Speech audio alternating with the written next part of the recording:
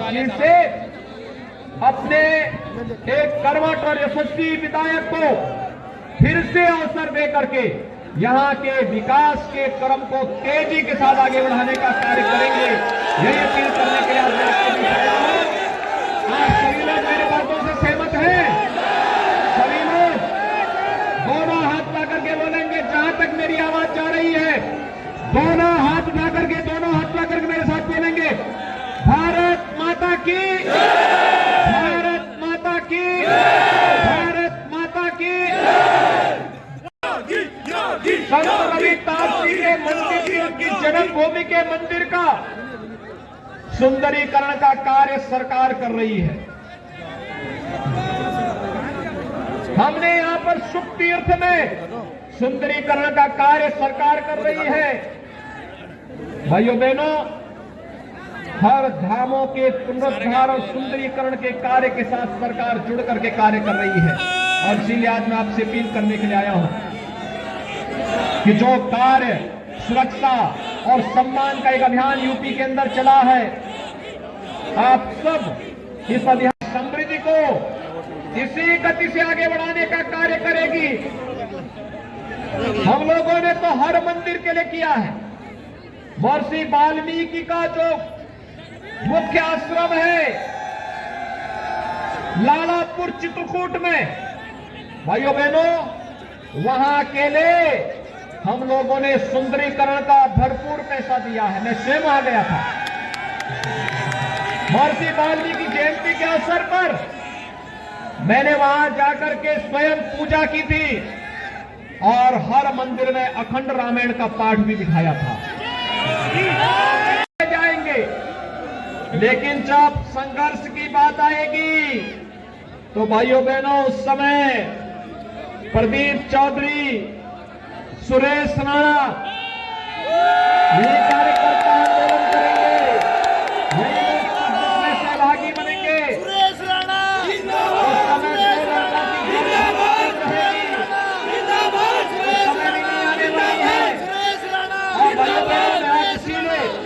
आज आपके बीच में आया हूं। सभी लोगों से मैं यही कहूंगा, शामली जनपद में 3 विधानसभा हैं। तीनों विधानसभाएं फिर से भारतीय जनता पार्टी की झोली में दीजिए और भारतीय जनता पार्टी की सरकार सुरक्षा और समृद्धि का वायदा आपसे करती है। थोड़ा भी सम्मान होता, स्वाभिमान होता, इन लोगों को यहां की जनता जनार्दन के सामने मुंह दिखाने की स्थिति नहीं होनी चाहिए थी, नहीं आना चाहिए था, क्योंकि तो दंगाई थे, दंगाई करा रहे थे। और सच्चाई भी है, नाम समाजवादी है, सोच परिवारवादी है और काम दंगाई है। और भाइयों बहनों, इन दंगाइयों को कभी अवसर मत देना, आपसे भी मैं अपील करूंगा, बताइए वर्तमान और भावी पीढ़ी को हम देना क्या चाहते हैं? हम क्यों किसी अपने वर्तमान और भावी पीढ़ी के जीवन के साथ खिलवाड़ करें? और देश की लड़ाई में हम भारत को जिताएंगे, कोरोना को हराएंगे। तो ये कोरोना समर्थकों को पूरी शिक्कत देंगे ना, जो वैक्सीन का विरोध करते थे, उन लोगों को जवाब देंगे ना। और भाइयों बहनों, मैं आप सबसे इसी बात के लिए कहने के लिए आया हूं, याद करना, याद करना, ये 2 लड़कों की जोड़ी तो डार्क जोन वाली जोड़ी है। ये इनके समय में हैंडपंप ने भी पानी देना बंद कर दिया था। ये सूखी जोड़ी है।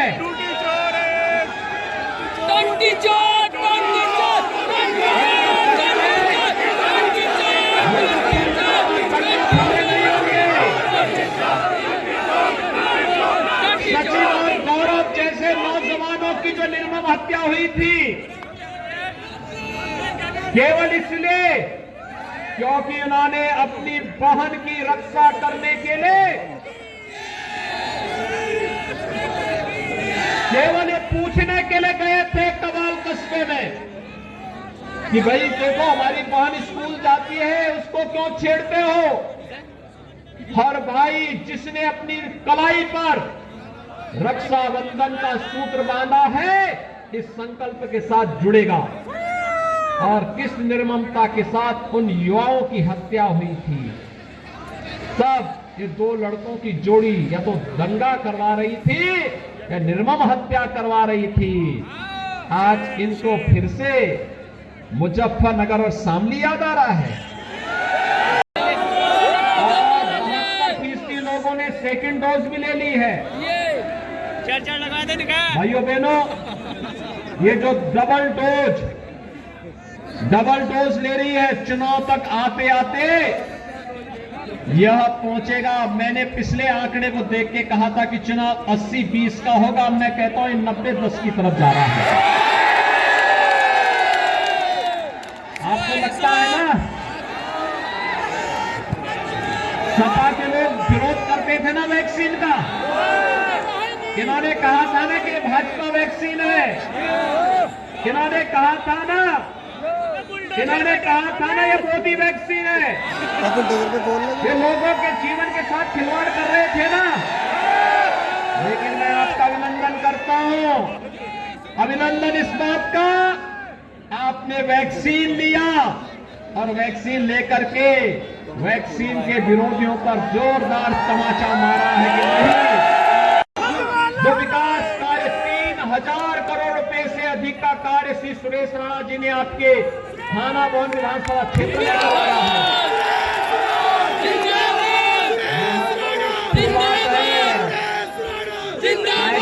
उनको 3 ही साल काम करने के लिए मिला। 2 साल से तो कोरोना से जूझते हुए फैक्ट्रियों को चलाते चलाते व्यतीत हो गया। अब तो कोरोना भी बंद है। गरीबों को फ्री में टेस्ट, फ्री में उपचार, फ्री में वैक्सीन, और एक बार फिर योगी कितने लोगों ने वैक्सीन लगाया है? 100% लोगों ने पहली डोज ले ली है। कावड़ यात्रा में भी दिखाई देता है, विश्वविद्यालय में भी दिखाई देता है, एयरपोर्ट में भी दिखाई देता है। और भाइयों बहनों, हर तीर्थ हर धाम के विकास के लिए हम लोगों ने धनराशि जारी की है। मथुरा भी सजा देंगे। हर मंदिर के लिए राम मंदिर तो बनाएंगे ही बनाएंगे, तो हमारा संकल्प भाई, भव्य राम मंदिर बनेगा, गगनचुंबी राम मंदिर बनेगा। अयोध्या में राम मंदिर बनने से रोक नहीं सकती है।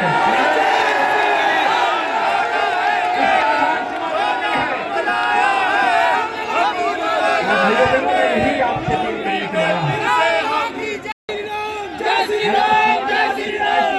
समाजवादी पार्टी का विकास क्या है मालूम है? विकास सड़क पे नहीं दिखाई देगा, फैक्ट्री में नहीं दिखाई देगा। उनका विकास एक ही जगह दिखाई देता, वो कब्रिस्तान की बाउंड्री वाल पर। कहां है उनका विकास? कहां है उनका विकास? कहां है उनका विकास? तो फिर अगर कब्रिस्तान की बाउंड्री पर ही उनका विकास है, तो उनको बोलना भैया वोट भी वहीं से ले लो। एयरपोर्ट दिया और शामली के नौजवानों के लिए फिल्म सिटी भी हम बना रहे हैं नजदीक में ही। फिल्म सिटी भी बन रही है। यहाँ का युवा मुंबई नहीं जाएगा, बल्कि शामली में रह करके ही अपनी कला का प्रदर्शन कर पाएगा।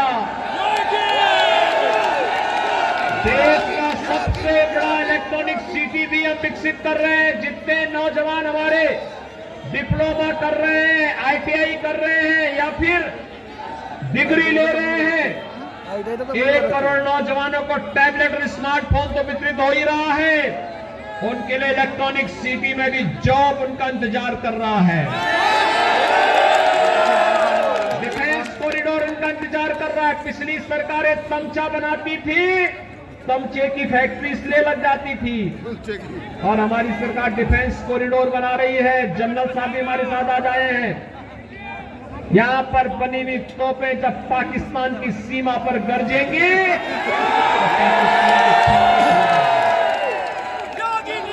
हमारा विकास तो ये दिखाई देता है। खैर, सपा बसपा अंधेरे में रहने की आदी है। उन लोगों को बिजली पसंद ही नहीं थी, इसलिए बिजली नहीं देते थे। भेड़ चोरी की कर पहले करते बिजली मिलती थी क्या? जो बिजली भेड़ करते 17 के पहले बिजली मिलती थी। आज तो मिलती होगी ना। इसको 24 घंटे भी करना है ना, 24 घंटे मिल रही होगी। लेकिन भाइयों बहनों, उनका विकास सड़क में भी नहीं दिखता था। उन्होंने अपने समय में विकास कराया अपनी सोच के अनुरूप। कौन सा विकास है? हमने विश्वविद्यालय दिया, सड़क दिया। नाम पर एक विश्वविद्यालय बन रहा है। शामली के बच्चे जब वहां पढ़ेंगे तो उनकी जिंदगी में मां शाकंभरी की फोटो और मां शाकंभरी का नाम होगा। हम लोगों ने मेजर ध्यानचंद जी के नाम पर मेरठ में प्रदेश का पहला स्पोर्ट्स विश्वविद्यालय बना रहे हैं। यहां का नौजवान जो खेल कूद में आगे बढ़ना चाहता है, ओलंपिक का मेडल लेने की क्षमता अर्जित करेगा। और ओलंपिक में गोल्ड मेडल पर हम कितना पुरस्कार देते हैं मालूम है? 6 करोड़ रुपए सरकार की तरफ से हम देते हैं गोल्ड मेडल पर। रजत पदक पर 4 करोड़, कांस्य पदक पर 2 करोड़। यह पुरस्कार राशि राज्य सरकार अपने तरफ से उन खिलाड़ियों को देती है जो वहां से ओलंपिक से लेके आते हैं। और मैं चाहता हूं शामली, मुजफ्फरनगर, मेरठ, सहारनपुर, बागपत, गाजियाबाद, हापुड़, बुलंदशहर के नौजवान अधिक से अधिक मेडल जीत करके लेके आए, देश का नाम रोशन करें और प्रदेश सरकार में नौकरी भी मिलेगी। अभी मुझे वाल्मीकि समुदाय से जुड़े हुए एक सज्जन मिले।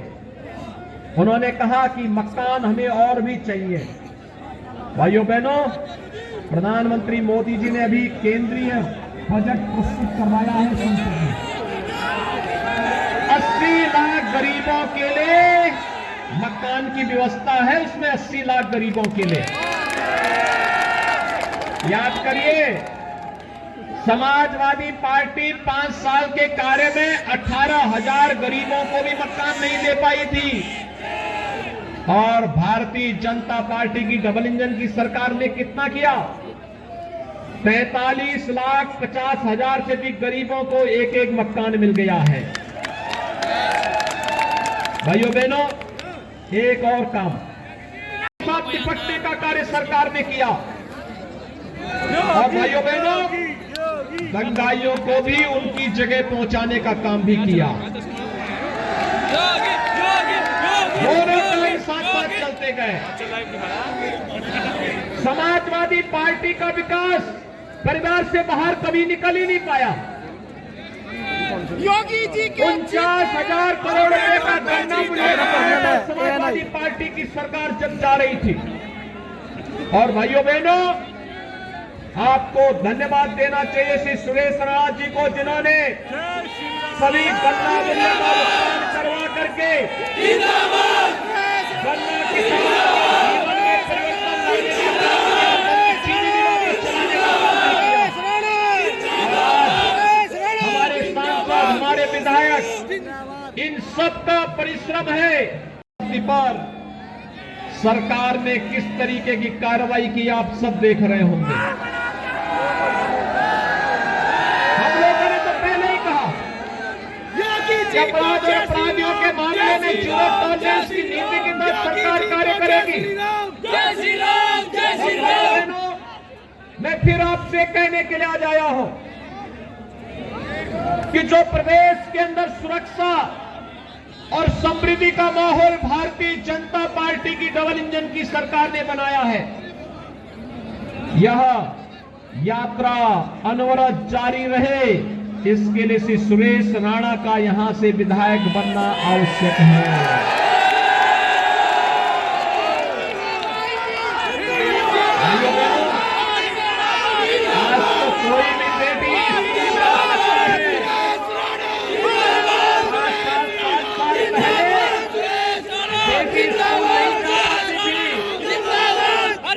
स्कूल जाने में भय था, दहशत का माहौल था।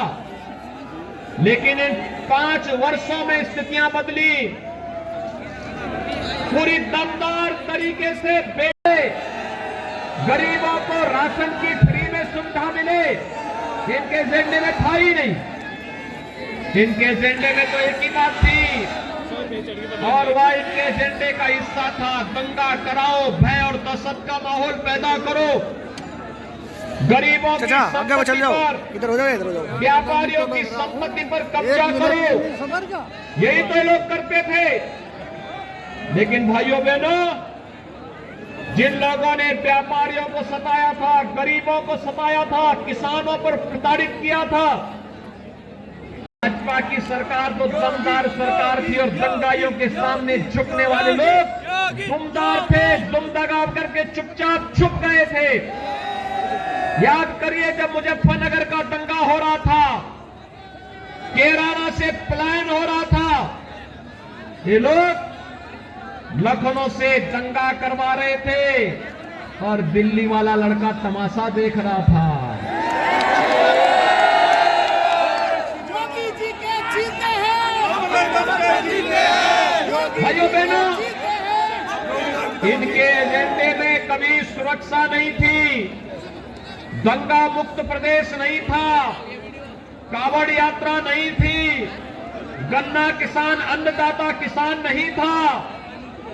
यहां पर विश्वविद्यालय खुले, अच्छी सड़कें बने,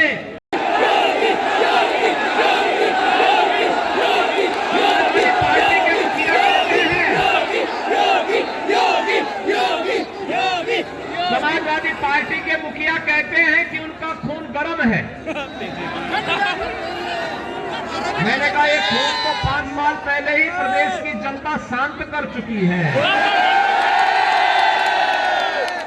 अगर सचमुच खून गर्म होता तो मुजफ्फरनगर का दंगा भी नहीं होता।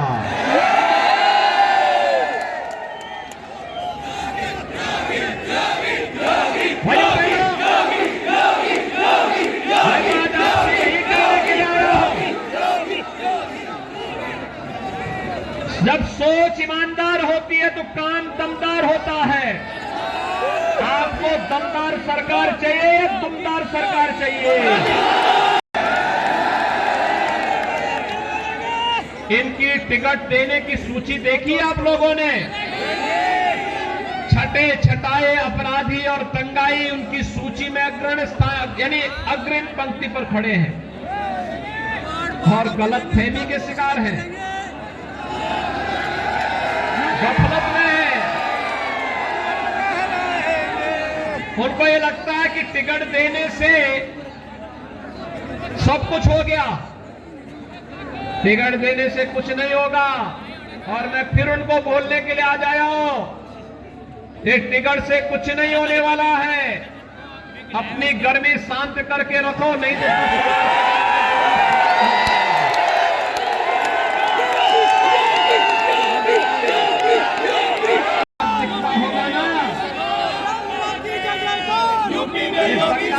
चले गए। योगी सरकार, से थे या दूसरे लोग की यात्रा में निकल गए थे, फिर से उनको लाने का प्रयास किया जा रहा है। क्या फिर से दंगाइयों को आने का रास्ता देंगे? क्या ये दंगाई फिर से सत्ता में आने चाहिए? लेकिन भाइयों बहनों, ये 2 लड़कों की जोड़ी तो फिर से, भाइयों बहनों, अब उत्तर प्रदेश में दंगे नहीं होते, अब उत्तर प्रदेश में कावड़ यात्रा निकलती है, कावड़ यात्रा। अब व्यापारियों के ऊपर कोई पेशेवर माफिया और अपराधी बम नहीं फोड़ सकता, बल्कि हमारे गांव का व्यक्ति बम बम हर हर बम बम बोल करके भगवान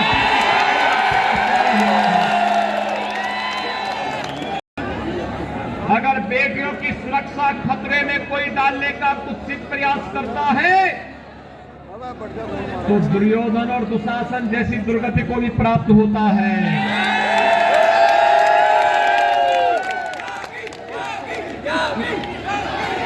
अब दंगे नहीं होते। पार्टी की डबल इंजन की सरकार ने उत्तर प्रदेश के अंदर सुरक्षा का एक वातावरण दिया। आज कैराना से पलायन नहीं होता, कांदला से पलायन नहीं होता। आज उत्तर प्रदेश और शामली जनपद प्रगति करता है, अपराधी यहां से पलायन करते हैं।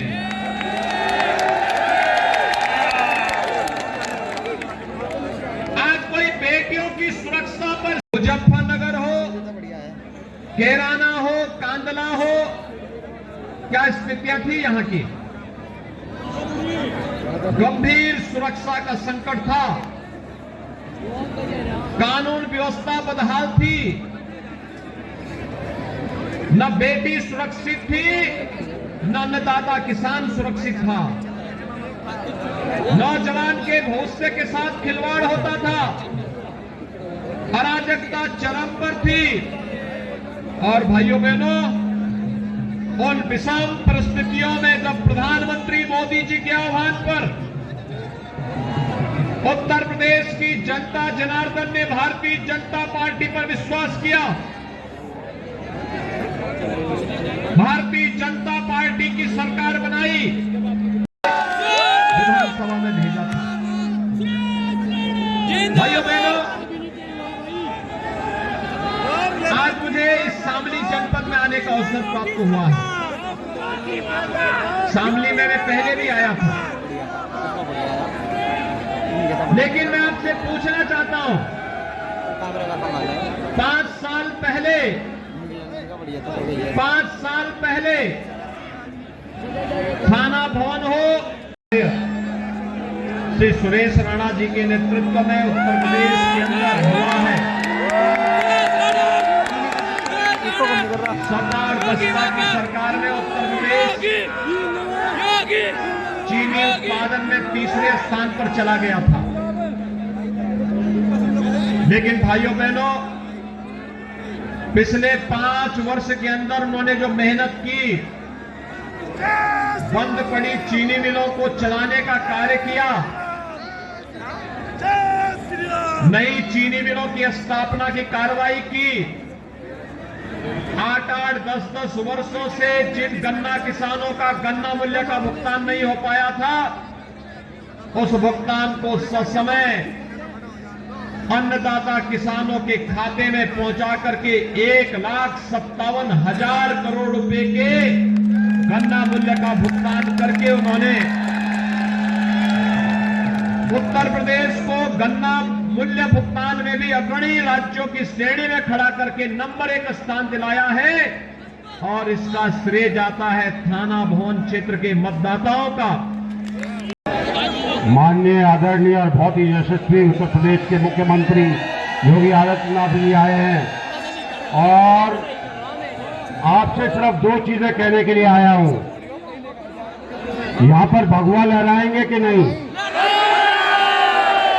पीछे से आवाज नहीं आ रही, लहराएंगे कि नहीं?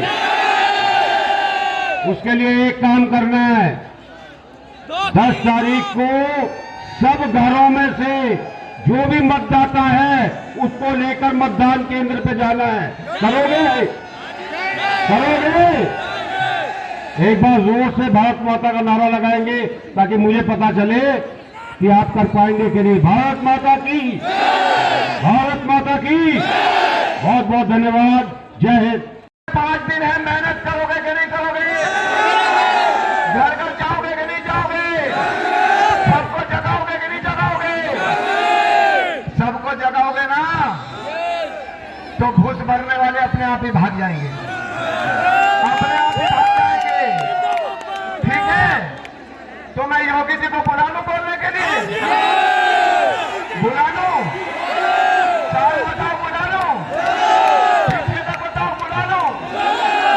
तो मैं उत्तर प्रदेश के यशस्वी मुख्यमंत्री योगी आदित्यनाथ जी को बुलाने से पहले 1 मिनट के लिए हम राजकुमार सैनी जी, जो बहुजन समाजवादी पार्टी के वरिष्ठ नेता हैं, और छोड़ करके आज बीजेपी में आए हैं। मैं उनसे भी कहूंगा, एक बार माननीय मुख्यमंत्री जी हमारे बीच में हैं, आज उन्होंने बीजेपी की सदस्यता ग्रहण की है, वो बीजेपी के मिशन में लगने वाले हैं। उनसे निवेदन करूंगा